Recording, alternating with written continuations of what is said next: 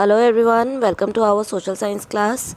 Students, in our previous class we had studied about that how the burden on primary sector, burden of what? Burden of employment can be reduced by if the government will take few particular measures or steps. With that, we had finished with our classification of economic sectors on the basis of economic activities. Today we will do the next classification of economic sectors, that is organized and unorganized sectors, which is based on the working conditions. It is based on working conditions where the person is working, what kind of facilities they are getting there. So on the basis of working conditions, these sectors can be divided into two categories. The first one is organized and second one is unorganized. Organized, betas, as the name says, organized, which is properly managed. There is proper management system, everything is planned, everything is done properly according to some set of rules and regulations, है ना. And unorganized, where there are no rules and regulations, nothing is planned, nothing is properly managed, anything may happen any time. वही तो होता है ना unorganised, जहाँ पर हमें पता ही नहीं किस समय क्या हो जाए. That is the unorganised condition. So let us discuss these two sectors. Organized sectors which carries out all activity through a system and follows government rules. तो ये वो सेक्टर है जहाँ पर एक पर्टिकुलर सिस्टम यानी एक पर्टिकुलर मैनेजमेंट के साथ काम होगा and it will follow the government rules and regulations. They can't go beyond that. अपनी set of rules नहीं बना सकते. जो proper rules बने होंगे उन्हीं को ये क्या करेंगे, follow करेंगे. But there in unorganized sector, the sector that evades most of the laws, evades, ख़त्म कर देना. तो they don't follow any laws and is outside the government control, and they are not controlled by any government body or the government organization. They are not working under the government. They have their own set of rules और उनको भी follow करना है कि नहीं करना है, it all depends upon them. They are not bound to anyone. Now we'll see the difference between the two in detail. The first one is on the basis of terms of employment. On the basis of terms of employment in organized sector, the person has to work for fixed hours. He has to work either from 9 to 5, 9 to 2. There should be proper fixed working hours, while there are no fixed working hours in the unorganized sector. कभी भी किसी भी समय बुलाया जा सकता है, छुट्टी का कोई पता नहीं है किस समय होगी. सेकेंड, अगर ये फिक्स्ड वर्किंग आवर्स से एक्स्ट्रा काम करते हैं, then the employed people here will get the overtime wages. जितने घंटे एक्स्ट्रा काम करेंगे उतना इनको एक्स्ट्रा पेमेंट भी मिलेगी. But here no overtime wages are paid to the people. Appointment letter issued at the time of appointment. जब joining होती है इस सेक्टर में, ऑर्गेनाइज सेक्टर में, जब पर्सन अपनी ज्वाइनिंग करेगा तो उसको अपॉइंटमेंट लेटर मिलेगा जिसमें कुछ टर्म्स एंड कंडीशंस लिखी होंगी, और वो terms and conditions employ plus employer दोनों को ही क्या करनी है, फॉलो करनी है. जो बॉस होगा वो भी फॉलो करेगा, जो वहाँ पर वर्कर्स होंगे वो भी उनको फॉलो करेंगे. लेकिन in unorganise sector no appointment letter is issued. It is framed. Appointment letter बनाया जाता है लेकिन जो वहाँ पर काम कर रहा है उसको दिया नहीं जाता. क्यों नहीं दिया जाता? क्योंकि अगेन सेम बात, उसमें certain set of rules are written और उनको फॉलो करना ज़रूरी है. अब अगर वो रूल्स एंड रेगुलेशंस मेरे पास आ गए तो और कल को मेरी ऑर्गेनाइजेशन मेरे साथ कुछ गलत कर रही है, मुझे जो बेनिफिट मिलने चाहिए मुझे नहीं मिल रहे, तो मैं उस अपॉइंटमेंट लेटर के बेसिस पे क्या कर सकती हूँ, उनके खिलाफ आवाज़ उठा सकती हूँ, राइट. तो इसलिए वो अपने वर्कर्स को क्या करते हैं, वो सिर्फ उनकी ज्वाइनिंग करवा लेते हैं लेकिन उनको कोई भी अपॉइंटमेंट लेटर इशू नहीं करते. Salary received on fixed date. Particular date पर मंथ के एंड में या नेक्स्ट मंथ के फर्स्ट वीक में जो है they get their salary. Irregularity in receiving salary. तो अब बट अनऑर्गेनाइज सेक्टर में क्या होता है कि सैलरी लेट भी हो सकती है. इट इज़ नॉट कि they will get it on the last day of the month और on the first day of the next month. It is not fixed at all. Government control. अगर government control की बात करते हैं तो जो organise sector होता है that is registered with the government. Government के अंडर प्रॉपर पॉलिसी में वो क्या होता है, वो रजिस्टर्ड होते हैं, while they are outside the control of the government. Organized sector follows all the laborers and workers laws which are framed by the government. और वो सभी बेनिफिट्स क्या करते हैं, अपने वर्कर्स को, अपने एम्प्लॉयज़ को देते हैं. लेकिन the scene is different in unorganized sector. They are not following any kind of rules and regulations of the government. Government छोड़ो, उनके जो अपने रूल्स एंड रेगुलेशंस होते हैं वो उसको भी फॉलो प्रॉपरली नहीं करते. Job security. अब because here the person is getting all these benefits, they are following the government rules, तो here the person's job is secure. अब जब टर्म्स एंड कंडीशंस जो फॉलो करनी होंगी वर्कर प्लस जो भी उनका बॉस है दोनों को, तो क्या होगा. अब कहीं से भी अगर एक्चुअल तरीका देखा जाए बेटा, अगर मैं जॉब कर रही हूँ, आई वॉन्ट टू रिज़ाइन, तो at least 1 month before I have to inform to my institute और माई कंपनी. एंड सिमिलरली अगर जो भी मेरे ऊपर जो मेरे सीनियर हैं और या जो मेरे बॉस हैं, if they want to remove me from their company, तो they also have to give me pre notice, 1 month notice. ये जो है ये एक रूल होता है और बहुत सारी कंपनीज़ में ये रूल 3 months का भी होता है. अगर आपको जॉब छोड़नी है तो आपको 3 months पहले जो है क्या करना पड़ेगा, इन्फॉर्म करना पड़ेगा. सिमिलरली अगर आपको खुद कंपनी वाले निकालना चाहते हैं तो वो आपको 3 months पहले इन्फॉर्म करेंगे कि अब आप यहाँ पर जॉब नहीं कर सकते. 3 months नोटिस उसको मिलेगा. वो नोटिस क्यों दिया जाता है, ताकि ये जो 1 month या 3 month नोटिस मिल रहा है इसमें दोनों अपने लिए जो एम्प्लॉयर है वो अपने लिए न्यू एम्प्लॉय ढूंढ ले और जो वर्कर है वो अपने लिए न्यू जॉब ढूंढ सके. लेकिन अनऑर्गेनाइज सेक्टर में there is no job security. किसी भी समय जो है उनको जॉब से निकाला जा सकता है. बहुत बार तो ऐसा होता है पर्सन काम पे पहुंचता है और उसको वहाँ से बोला जाता है कि अब आज से तुम यहाँ पर एम्प्लॉयर नहीं हो, आज से आपकी यहाँ पर ज़रूरत नहीं है. तो इससे क्या है, अब वो बेचारा एकदम से बेरोज़गार हो गया, उसके पास अब कोई काम नहीं है करने के लिए. तो it may create a lot of problem for those people. Social security benefits. अब ऑर्गेनाइज सेक्टर क्योंकि ये सभी गवर्नमेंट लॉज को फॉलो कर रहे हैं, तो पेड लीव्स, छुट्टियां जो मिल रही हैं उसके लिए उनको सैलरी भी मिल रही है. सिक लीव्स, बीमार है तो उसको छुट्टियां मिल रही है, उसके लिए हो सकता है उसकी पेमेंट उतनी ज़्यादा नहीं कट रही.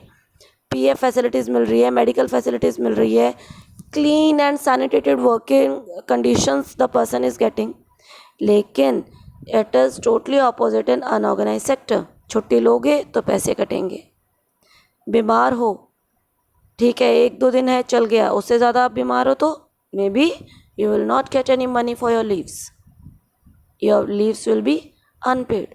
और बहुत सारे तो मैक्सिमम जो अनऑर्गेनाइज सेक्टर्स होते हैं वो कैसे होते हैं, जिस दिन आप काम पर आए हो उस दिन की आपको सैलरी मिलेगी. आज आप काम पर नहीं गए तो आज का आपकी जो पेमेंट होगी वो आपको नहीं मिलेगी. You will not get receive your payment for your leaves.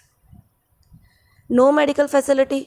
अभी अनऑर्गेनाइज सेक्टर में बहुत जगह क्या होता है, if the person met with an any kind of accident at the time when he was working there, he will not get any medical facility. भाई कुछ भी प्रॉब्लम हो गई तो आप कंपनी से या उस पर्टिकुलर फैक्ट्री से, इंडस्ट्री से आप क्या हो, बाहर हो, आपको कोई ट्रीटमेंट फैसिलिटी, कोई medical allowance, you will not get anything. But in organise sector अगर आपको अपनी ऑफिस के लिए, अपनी कंपनी के लिए, इंस्टीट्यूट के लिए, अपनी इंडस्ट्री फैक्ट्री के लिए काम करते हैं, कुछ भी हो जाता है तो आपका जो खर्चा है कौन उठाएगा, आपको कंपनसेशन मिलेगा आपकी कंपनी से. So these are the main differences between the organized and unorganized sectors. तो ऑफ कोर्स अगर ये देखेंगे तो मैक्सिमम पीपल कहाँ काम करना चाहेंगे, ऑर्गेनाइज सेक्टर में. एंड जो अनऑर्गेनाइज सेक्टर में है दे आर बीइंग एक्सप्लॉइटेड. उनकी क्या हो रही है, एक्सप्लॉइटेशन हो रही है. तो अब एक्सप्लॉइटेशन को कैसे रोका जा सकता है, how this exploitation of the workers in unorganise sector can be protected. So in rural area what can be done? Rural area में बेसिकली जो अनऑर्गेनाइज्ड सेक्टर में काम करने वाले लोग हैं वो कौन है? People like cobblers, small and marginal farmers, weavers, carpenters etcetera. They all are the part of which sector? Unorganized sector. Now what the government can do? Government can provide loans at low rate of interest, providing inputs and subsidized material to them, giving adequate storage and transportation facility, providing marketing outlets for sale of goods.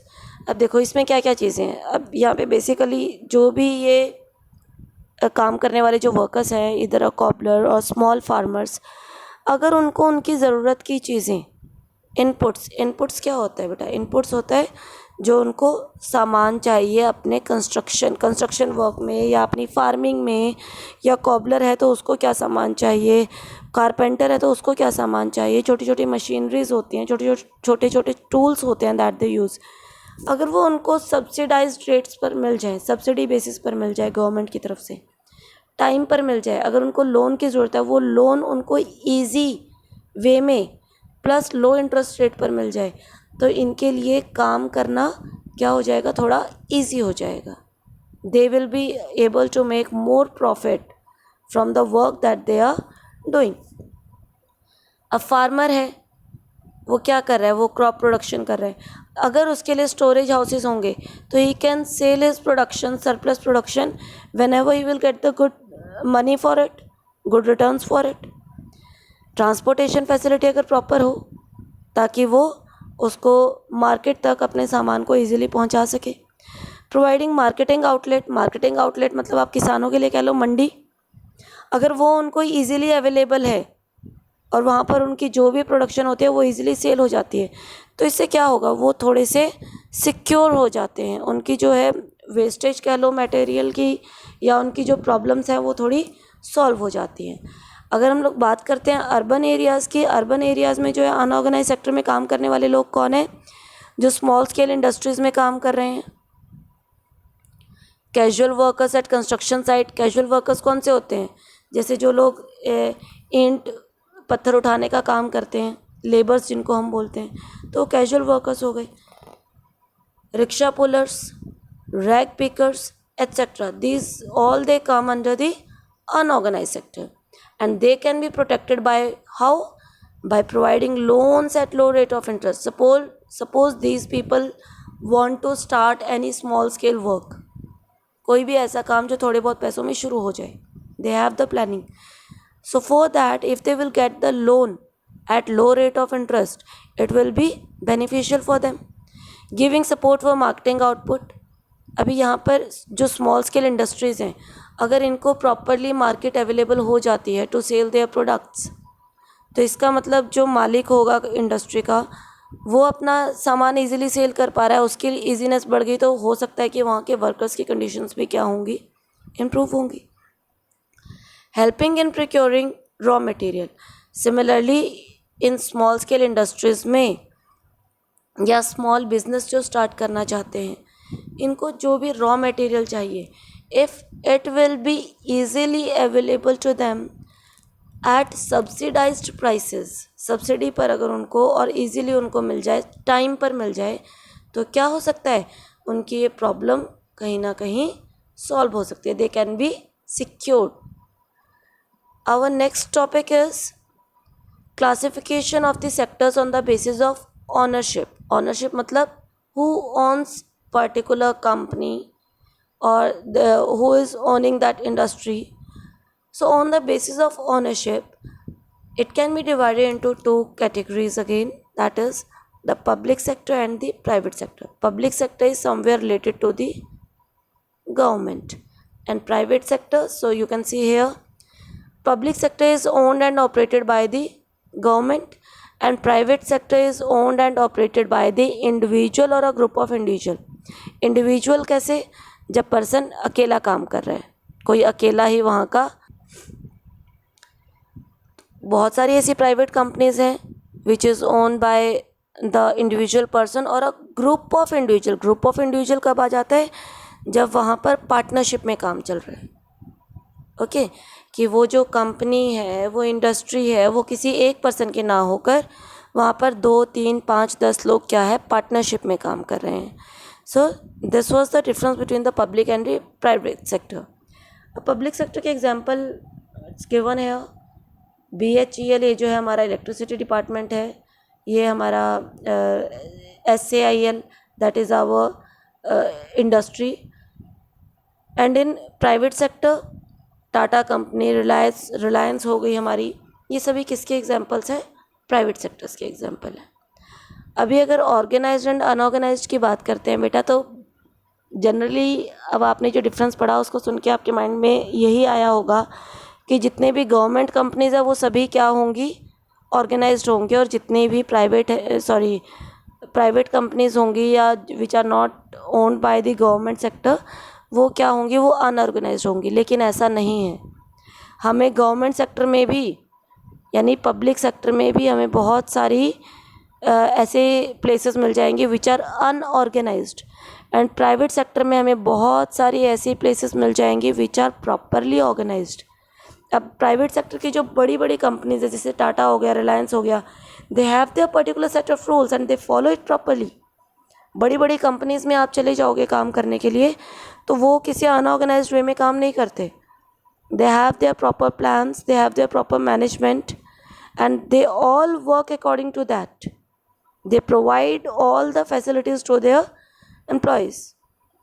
तो इस तरीके से it is not necessary कि हर, अब government sector में आ जाओ, railways department है, government है, बट हम उसको प्रॉपरली कई बार उसको ऑर्गेनाइज्ड में नहीं माना जाता। तो इस तरीके से पब्लिक और प्राइवेट को हम ऑर्गेनाइज्ड और अनऑर्गेनाइज्ड स्पेसिफिकली नहीं कह सकते। तो अब इसमें क्या है, अगर पब्लिक सेक्टर की बात करें, पब्लिक सेक्टर में हमें फैसिलिटी कौन दे रहा है, गवर्नमेंट दे रही है। तो पब्लिक सेक्टर का जो मेन मोटिव होता है that is to social welfare. ठीक है, सोशल वेलफेयर के काम करना, पब्लिक वेलफेयर के काम करना, लोगों को पब्लिक सर्विसेज प्रोवाइड करवाना। लेकिन प्राइवेट सेक्टर में जो मेन एम होता है that is to earn profit. इनका मेन मोटिव हम लोगों को सर्विसेज प्रोवाइड करवाना नहीं होता, इनका मेन मोटिव होता है, क्या होता है, इनका मेन मोटिव होता है अपना प्रॉफिट कमाना। ठीक है, और इसके लिए प्राइवेट सेक्टर क्या करता है, ये चीज़ें हमें महंगी बेचता है। अब आप यहीं से एग्जांपल का डिफरेंस लगा सकते हो। गवर्नमेंट बहुत सारे क्या कर रही है, राशन शॉप्स खोली हुई हैं गवर्नमेंट ने, वहाँ पर जो पुअर पीपल है उनको राशन कितना सस्ता मिलता है। लेकिन क्या मार्केट में जब वो वही poor people if they will go to market, क्या उनको वो सस्ता मिलेगा वहाँ पे ration? No, they will not get it at cheap prices. क्यों? क्योंकि इनका मेन मोटिव क्या है, प्रॉफिट कमाना।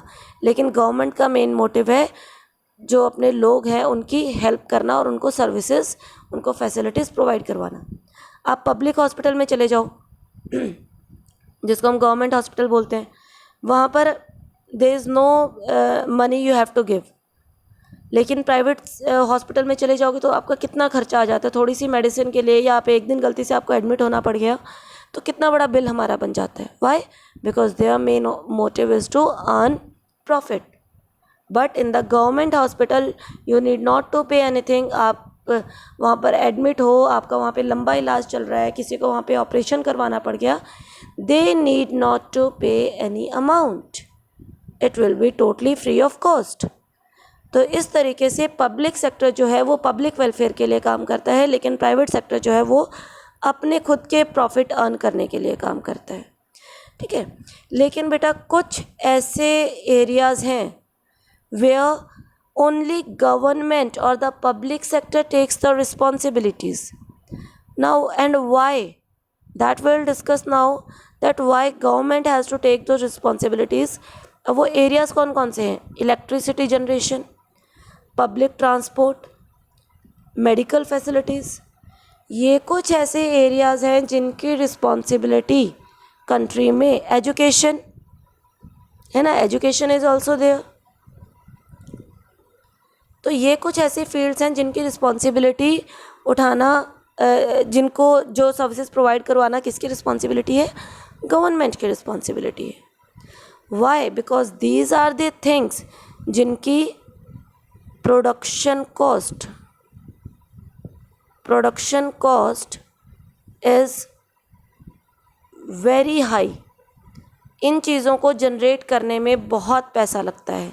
इलेक्ट्रिसिटी जनरेशन देखो, डैम्स बनेंगे, देन आगे का जो प्रोसेस है that is very expensive. Public transports provide करवाने हैं तो पब्लिक ट्रांसपोर्ट सबसे पहले तो वो बनवाने पड़ेंगे, रोड कंस्ट्रक्शंस करवानी पड़ेंगी। तो इन सब चीज़ों में क्या है, इन सब चीज़ों में पैसा बहुत लगता है। सिमिलरली गवर्नमेंट हॉस्पिटल, अभी हमने डिस्कस किया, इतने छोटे से ऑपरेशन के लिए प्राइवेट सेक्टर में कितना सारा पैसा ले लेते हैं, है ना, कि और एक दिन हम एडमिट हो जाए तो हमारा कई हज़ार का बिल तैयार हो जाता है।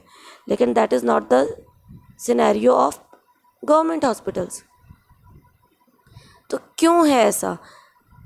क्यों ये जो रिस्पॉन्सिबिलिटीज़ हैं, somewhere it is the responsibility of the government sector और द पब्लिक सेक्टर। बिकॉज जितनी ज़्यादा हाई कॉस्ट होगी प्रोडक्शन की, तो उसको जब हम लोगों को पहुंचाएंगे तो प्राइवेट सेक्टर क्या करेगा? प्राइवेट सेक्टर तो अपनी इस कॉस्ट के ऊपर प्रॉफिट कमा कर बेचेगा, क्योंकि उसको तो अपने प्रॉफिट से मतलब है, उसको ये मतलब नहीं है कि लोग इसको अफोर्ड कर पाएंगे कि नहीं। लेकिन गवर्नमेंट क्या करती है?